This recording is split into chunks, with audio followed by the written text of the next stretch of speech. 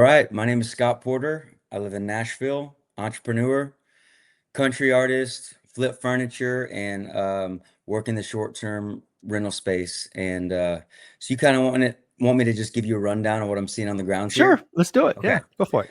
So I know you're not a fan of the doomers and whatnot. And I am by no means an expert. So on anything real estate, I love it. I'm interested in it. I study it, but I'm not you. So I just look all the time. I look at all the apps with real estate and the company that I'm a independent contractor for and help out has 15 properties, which we've lost a few, and I won't, which no fault to me or them. It's just this market is so oversaturated, in my Yeah. opinion. Oh my Lord, is it oversaturated? And Yes. here's what I think happened, which isn't, a secret to anyone, but COVID happened. Everyone's cooped up. COVID ended. What did everybody want to do? They wanted to travel. So Mm, everyone started to travel. So what did that do? It increased the demand of every short-term rental everywhere. yeah. So the owners were able to jack the prices up. Nashville will always be a place, even if the economy's bad, that people will visit. It's the Sure. bachelorette capital of the world, maybe behind Vegas. So there's no question about that. But I think what every investor, and the scary part is what every person that's not an investor and that doesn't have the money to do this said, we got to get in on the gold rush. We got Yeah. to get a property. We've got to now, should we do it lean? No, let's spend $150,000 to, make this Dolly Parton land. Yeah. Okay, well, there's already 560 of those, like in the zip code. Right. So now it's like I go look, okay, and I look at just and what was really eye-opening for me is on 4th of July, we had like, I don't know, 30% of our properties rented out. And I Mm, understand that like that's a holiday that people want to be on the water for. I right. totally get that. Right. But also I'm just like I also think Nashville's a pretty cool place to go. We have a big firework thing, a drone show. So anyways, I started saving all of our competitors' listings, like in my app, in my Airbnb app as a Yep. consumer. And I Yep. would go look at stuff and it's just so interesting. Like Airbnb will like actually move properties. Mm. I don't know if you know this. They will put them like closer to downtown to make them Mm. appealing. Don't sue me, Airbnb. If it's a glitch, sure, you can't convince me that it's not on purpose to be like, look how close you are to Broadway. You know what I mean? Yeah. And Yeah. I've just noticed certain things, and but the biggest thing that I always notice is on any given weekend, on any given day, I can plug in the numbers, the size of the property, and it will say at the bottom 1,000 plus properties available.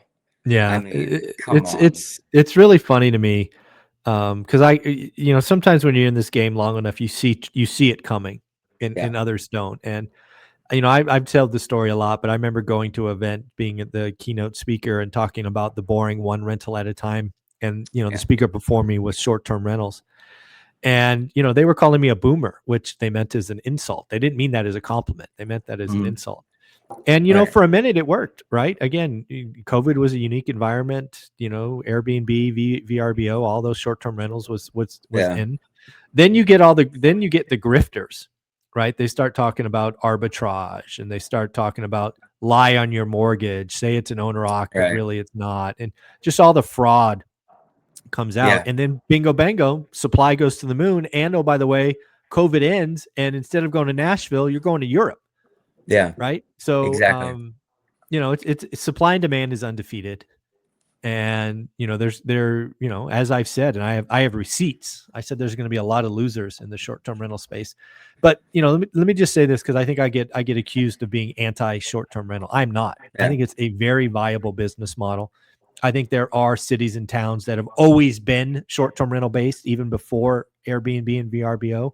Hmm. I talked to Rob Abasola, who does Raw Built, and you can be a top 10% performer and kill it like he is, Yeah. but it's work. I think that's what most people missed, is even Right. the IRS treats short-term rentals differently because it's hospitality. It's not passive. Right. thus the Right. tax, the quote unquote tax loophole Right. for full-time employees. And I think just like all the time with real estate, these things come and go, and it's always quick money. It's always the Right. frauds and the pretenders. And I think Airbnb is in a lull right now. I think there's a lot of losses coming. You're not the only company, I'm sure, that saw losses. There will be more, but the people that survive this, they'll come out and they'll be stronger for it. So it's just a Right. cycle, just another Totally. cycle. Totally. I also look, like I said, I love real estate. I'm a student of the game, and I think my numbers might be wrong, but I'm 38, and I think this is the third time in my lifetime, you'd probably know to correct me if I'm wrong about this stat, that the average mortgage is higher than the average rental. Um, and and maybe that's wrong, but it is for sure right now. Oh, And for sure it so is. Yeah, by a yeah, by a mile right now. by a Yeah. mile, exactly. And so that's what's jarring to me. And so I look at properties all the time.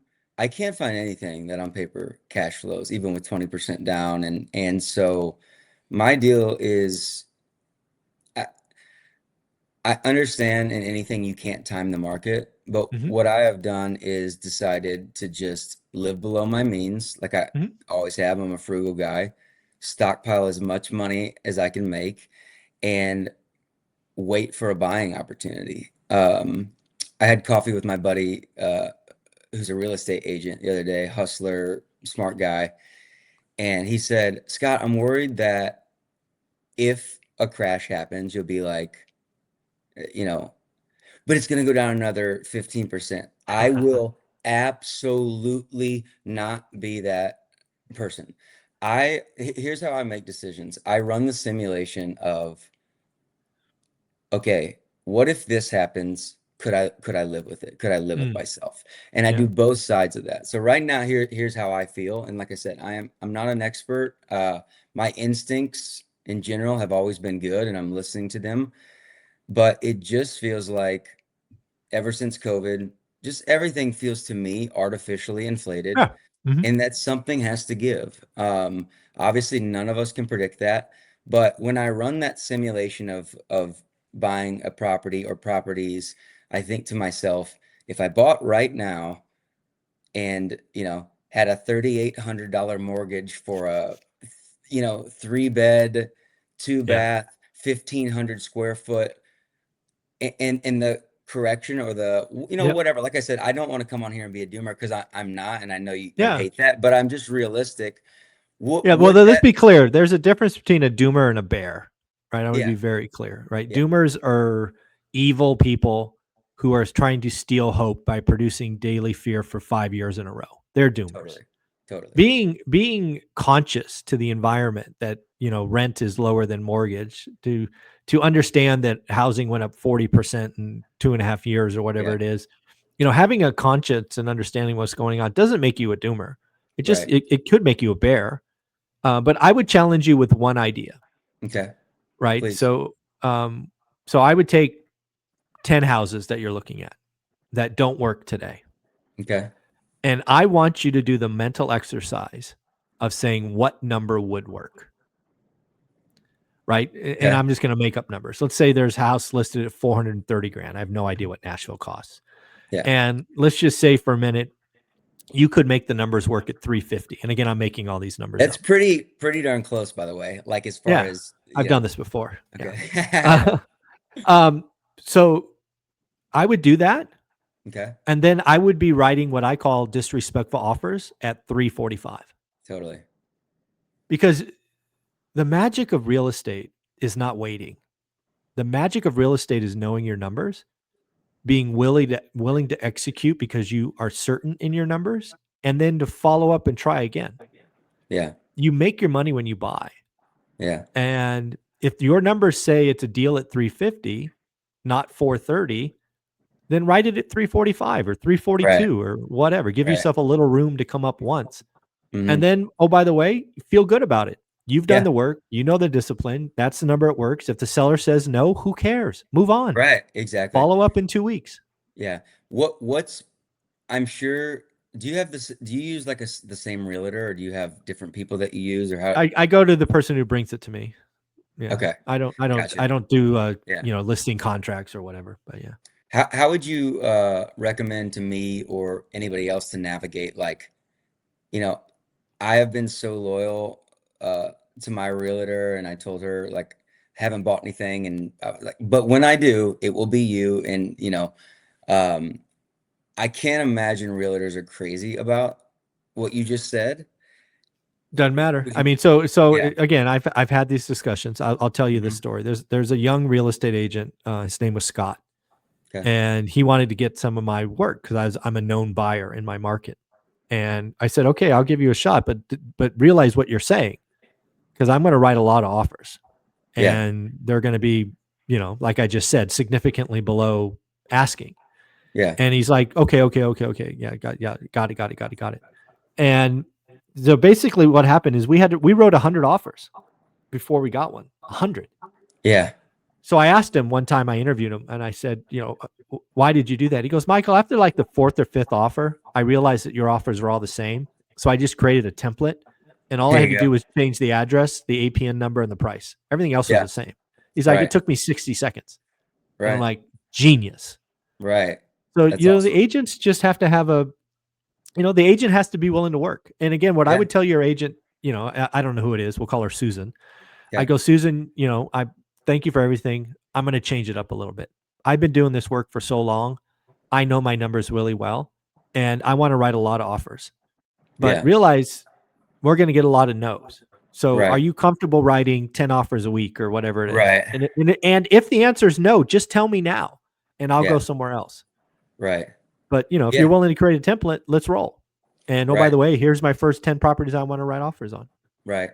And, and speaking of that 430 number, I should clarify, uh, that's right as far as what I think is a good deal here based on what I'm seeing. Yeah. 430 right now will get you, and then I'll juxtapose it to COVID really quickly, which I'll tell you how insane, which I know obviously, but here just specifically in Nashville, 430 would get you like it could get you a new build home, maybe 3 bed, 2 bath, um, like I said, 1,500 square feet. You might be able to get a standalone, but in Nashville, the tall and skinnies, that's what everybody Yeah. calls it. They buy the Tolerance. one lot and build two on it, and Sure. you're 10 feet, which Yeah. I lived in one of those for 6 years I in the still have one of those. Nations. I live in one of Oh, those in yeah. Mountain View. Yeah. Yeah. So in the Nations, which is a trendy neighborhood in West Nashville that a decade ago was like, don't go there. And now it's like it's boomed. Um, there were 750 square foot, I'm talking shacks, the ones that have like made it through the holding out, listed at 499. Wow. And I think some of them, I saw one that like they wouldn't mow the yard. I bet they didn't clean. I'm like, these are the most delusional people I've ever seen in my life. But they were selling for 450, and what's insane about that is brand new builds, triple the square foot in the same neighborhood, were selling for maybe a little over that a Wow. year and a half, 2 years prior. And I'm just like, come on, there is no way that this is sustainable. And that's where I'm like, I can live with this if I never buy a house or two or three. I can live with it because my gut just tells me there's no way. There's just no Yeah. way that, and it's come down, obviously the last year and a half, 2 years, and so Yeah. Well, um, again, I think what you're doing is what I would hope most people do, right? Certainly in your generation, you should be living below your means. You should be stacked. I mean, the wealth formula I talk about has never been simpler, right? Create yes, disposable or discretionary yep, income. Become an elite investor. That's what I'm talking about with you now, right? Know your numbers, get, do follow up, do all of that. yeah, And then you got to do it for a decade. for It's sure, just freaking that simple. And yeah. everybody wants to fight it. And I'm like, okay, I'm not in the convincing business. You go do Right. whatever you want to do. I would say this, I'm lucky that if I was a billionaire, I would book the cheaper flight, Hmm. and but I'm reasonable even now. So like sleep is so important to me, and I sleep like a rock because I work hard and long hours, so I don't have trouble sleeping. But like, am I ever gonna take the 6 a.m. flight to save $25? I'm not. Yeah. But am I gonna take the 8 a.m. direct or or whatever. Will I take the 9 p.m. direct Yeah. flight to save $250? I will every time. And Yeah. it's not that like the more money that I make that I won't move that goalpost a little bit. Mhm. But my point is I will never, and I don't understand this, and I know like I have uh millionaire next door sitting on my desk right here, but like the wealthy people continue to make responsible decisions and Oh, don't for just sure. throw money away. But my Yeah. point is, and this is people that I know, people that I love, for it is insane to me how people my age and even younger throw away money. The DoorDash era to me Oh is my the God. dumbest era It's that has crazy. ever, it's the dumbest thing. And don't get me started on the payment plan. Yeah. It's like, Buy now, pay later. Yeah. so, we're at $1 trillion of debt for the credit card debt for the first time as a nation. It's like all these things just, again, I don't want to be the doom and gloom person forever. And if I'm sitting here in 20 years and you have me back on, and it's like, man, I just haven't been able to pull the trigger, be like, all right, buddy, like it's no, but I'm just, I'll I don't smack you know. on the butt. I'll kick you in Thank the you. I ass. appreciate that. But no, I think, financial literacy, Yeah. I come from a family of teachers, and education is Oh, the most nice. important thing in the world. They're all wonderful at what they do. And but like it blows my mind that I was Yeah. not taught more Yeah. things No, you in and me high both. school. I Yeah. mean, and I've said this, like, I think instead of I don't even know if they do the Pledge of Allegiance anymore, but they should go on the intercom every day of school, uh, and remind everybody, if you put $20 a day into a Roth IRA on the day of graduation till you're 55, Yeah. without question, unless we have the most catastrophic market, whatever, you will be Yeah. a millionaire. There are Yeah. no ifs, ands, or buts about that. And then if you diversify and and that's just your like whatever, don't even look at it. Yeah. But then also mix in some real estate. I mean, Come I- on. come It's an on. easy, it's an easy game. Yeah. Yeah. Okay. Is it unrealistic that they announce it every day? Yes, but at least teach that at some point. And Sure. also credit, so your mortgage. And here's one other interesting thing. As I was prepping for this, I was asking old Chat GPT, and I asked it about 4 times to make sure I'm not it's because you can feed it a little bias, and it's like, don't give me this straight. I have a theory that, and I want to be careful not to be hyperbolic, but Okay. the majority of people that buy things like a car, let's call it two, and I'm just throwing out numbers here, but especially Yeah. under 30, the Sure. majority of people that buy a car and they say, oh, you have a 8% interest rate and your payments, it's just all white noise except oh, I can pay $325 a month. Oh, of course. Yeah. I think the majority of people don't realize when they see a $38,000 sticker on a car, they don't realize that they're going to pay $50,000 No, they do or, not. or Absolutely not. and that blows my mind. So I asked Chat, what percentage of people do you think don't understand that? What do you think the number was? Just in general, What not my young answer people. from ChatGPT? Oh, I would go 72%. It wasn't that, but it was 50, which Oh is wow. Yeah, jarring. I bet you it's higher. I bet you it's much Yeah. higher. I've talked to people I've been talking about money for 30 years and it's higher. Yeah. It's Yeah. much And, higher and than that. so that just scares me. But the good news is, you know, people like you for sure, and people me that aren't experts, but that have a strong desire to Yeah. advance and, you know, save money and make my money work for me and build wealth. Like we're ahead of the game. So Yeah, that's no, the good there's no news. question. I love the plan that you're on. Again, I would challenge you to reorient yourself on real estate, right? Instead Totally. of saying it's unaffordable today, know the number, write the number, because you only need one seller. It's a pure Yep. numbers game. If you're Yep. serious about this and you know your numbers, I'm willing to bet you $100 that if you do this for 6 months, Yeah. you're gonna get something pretty close to what you think's a good deal. Because I've been doing this too long to know that Yeah. focus and discipline don't that it works. It works, and you'll find a Totally. motivated seller. You'll find, And, somebody needs to leave or a busted Airbnb, and you'll be yep. like, okay, it's the only offer we got. We'll take it. So, Yep. get a little bit more focused on that. Talk to your agent, write some offers, follow up every week or every 10 days, and you'll be Mm-hmm. shocked at what happens. So I'll put Yep. $100 on it. And if it doesn't happen, ping me and I'll send you $100 All right, deal. in No, six I months. love that. I've Yeah. been a persistent guy my whole life, and that's what you're saying to be, and so that's easy for Yeah. me. I And give you permission. I Go nuts. appreciate Lean that. in. Thank you very much. Well, Um, hey, you said that you found me on Iced Coffee Hour yep. when we weren't recording, I think. So I'm curious what you thought of that conversation. What kind of questions you may have come with. I'd love to get your thoughts on that episode. I'm not kidding you. I could ask you questions until the end of next week. So I did write some down, and I Okay. just wrote some notes.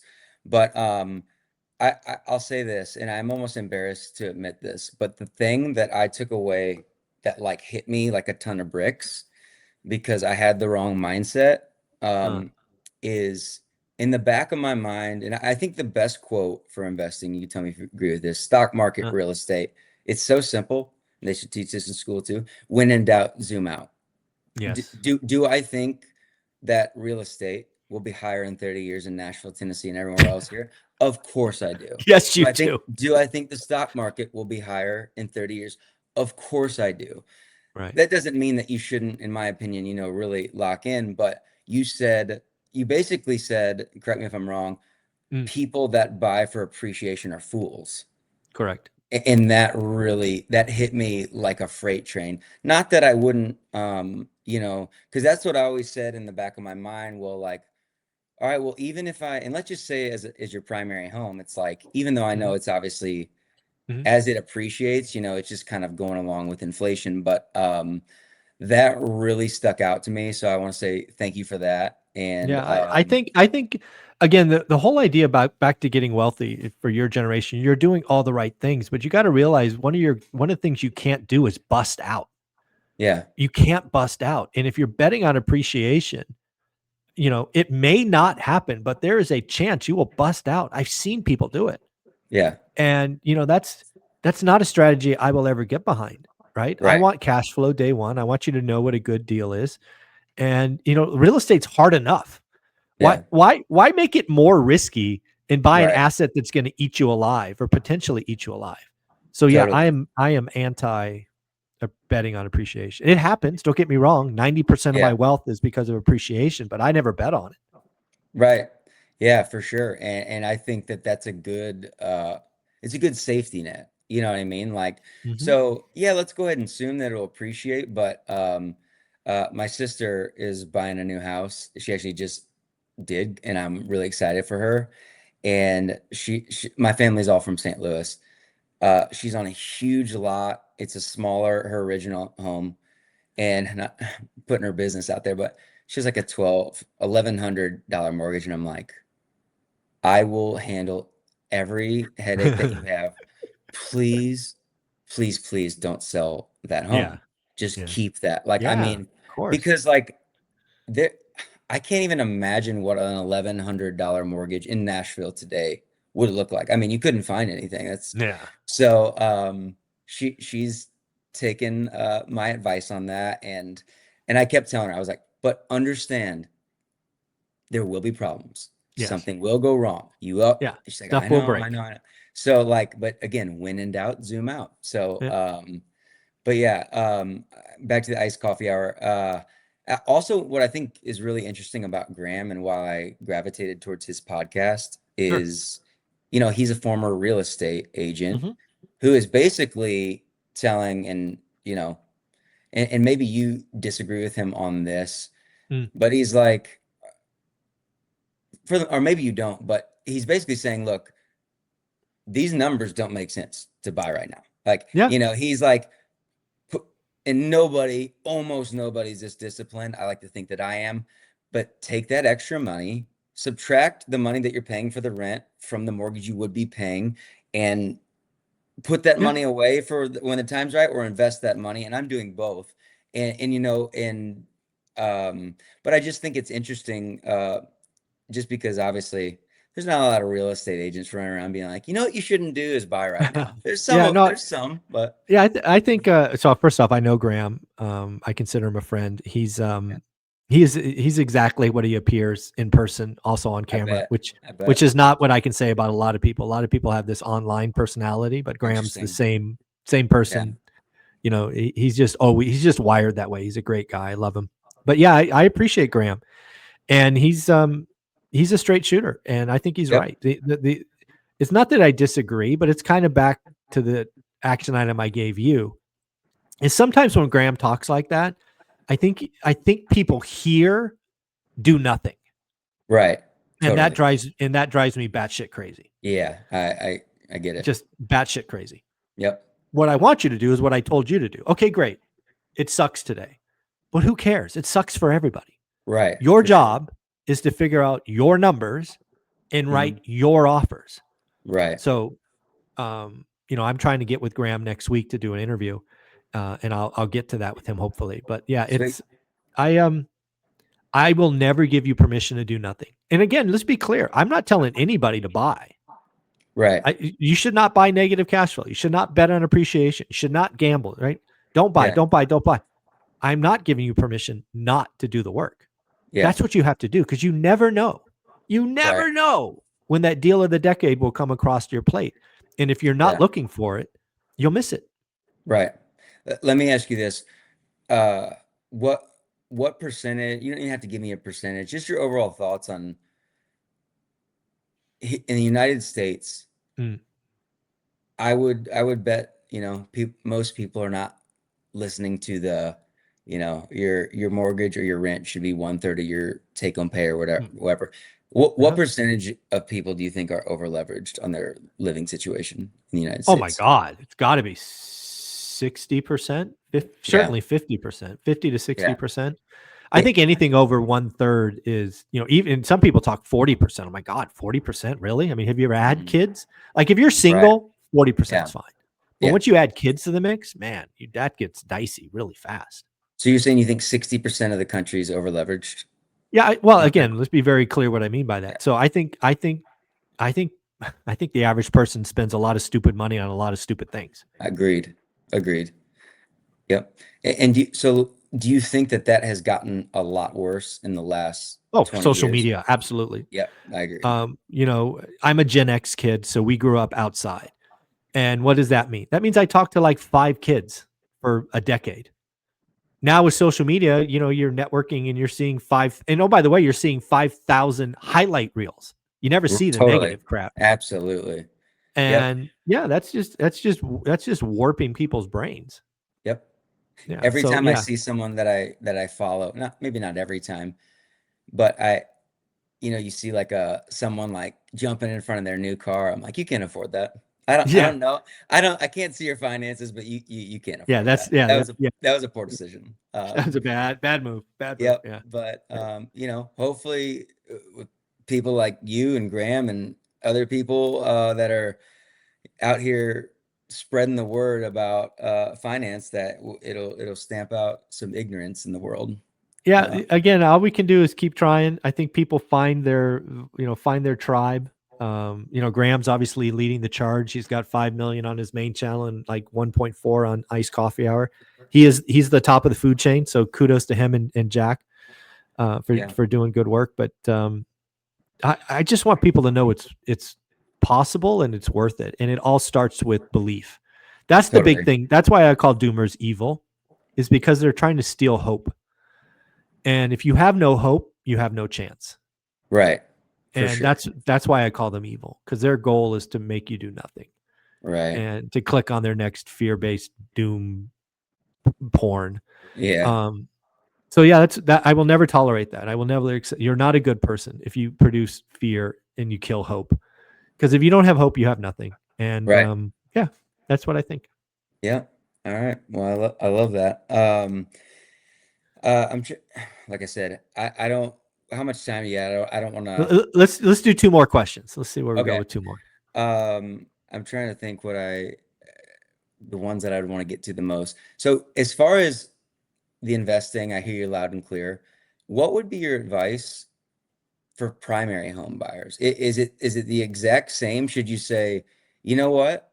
This is the home I want for us and our family. But you know what? If I lose my job or if I get transferred across the country Mhm. and then something happens with the economy, can we cash flow it? Do you think that's still a So let's talk wise? primary. Yeah. So primary is really that's a conversation with you and your significant other. So this is what I believe. I believe when you're younger and you're buying your first home, it's not going to be your forever home. Yeah. So what I would tell most people is buy with what you just talked about. Could this become a good rental in 2 or 4 or 5 years? Right. I would strongly suggest that for Yeah. people starting out. Now, if you're later in life like me and you're ready to step up for your forever home, then screw the numbers, right? You're going to live Yeah. there for 20 years. It just doesn't matter, right? To your Right. earlier point, will real estate be up or down in 20 years? The answer is yes, it'll be up. So I do have that caveat. The last thing I'll say about your primary home is I would never risk my primary home. I grew up in a very, very financially insecure environment where we almost lost our home several times.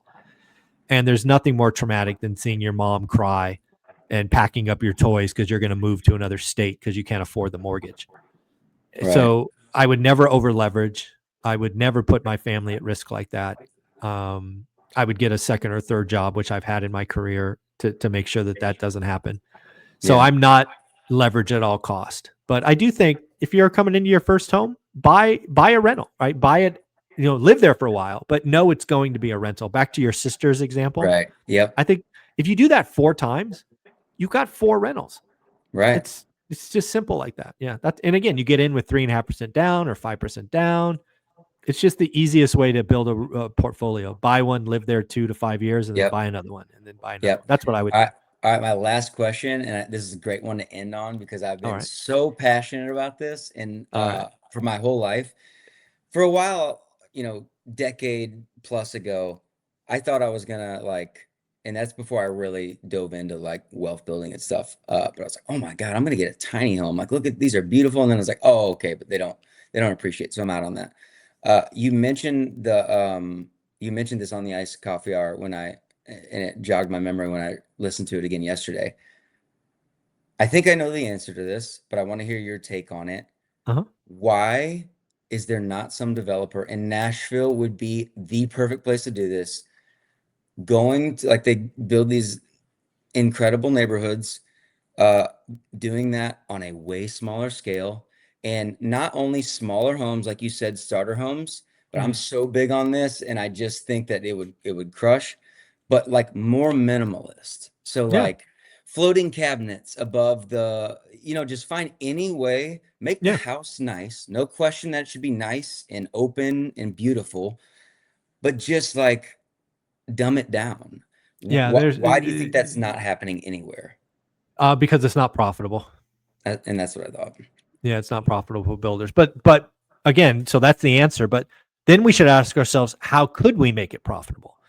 And this is Bingo. something I've talked about the last couple of days on the daily financial news is, because I talk about all the time. Like I was at a event called Resi Day last year, and I was asked as a speaker, if you could fix housing, what would you do? And I said I would build the average square foot.